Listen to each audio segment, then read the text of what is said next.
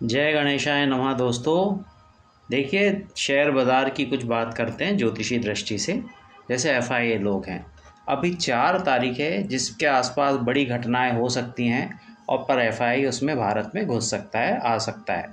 पहली तारीख है मार्च 28 और यह अध्ययन किया हुआ है पिछले फरवरी में, इसी महीने के। तो कई एस्ट्रोलॉजर ऐसे हैं जो बहुत मंदी ऐसा वैसा बात कर रहे थे मार्च के महीने में, पर जो मार्च 28 की तारीख है, मार्च 28 की तारीख बाज़ार में एफआई की एंट्री की थी। एफआई एंट्री करेगा तो कुछ झटका आएगा, बाज़ार झटका लगा के बहुत तेज गया। अगली तारीख बाज़ार में आ रही थी अप्रैल 18। अप्रैल 18 के आसपास भी कुछ तमाशे झटके होंगे क्योंकि ये ज्योतिषी आधार पे ये तारीखें निकली हुई हैं। अब उसके बाद अगली तारीख है जून 10। जून 10 के आसपास कुछ तमाशे होंगे बाज़ार में और इन झटकों में एफआई भारत में एंट्री करेगा। चौथी तारीख आएगी उसके बाद अगस्त 15। तो 15-14 अगस्त के पास भी थोड़ा सा ध्यान रखें और इन तारीखों के आसपास होने वाली घटनाओं का भी ध्यान रखें।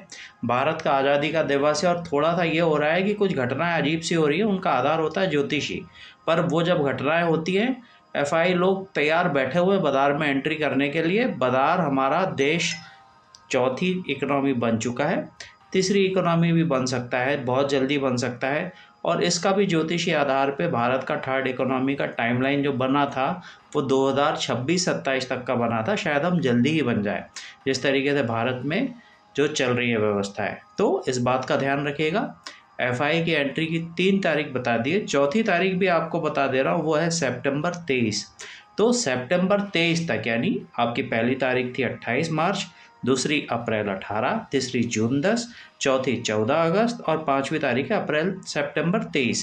तो इन तारीखों के थोड़ा आगे पीछे होता है मार्केट की कहानी, बट बाज़ार में ये डिप्स के मौके हैं और बाज़ार हमारा अच्छा है, देश हमारा तरक्की की ओर है।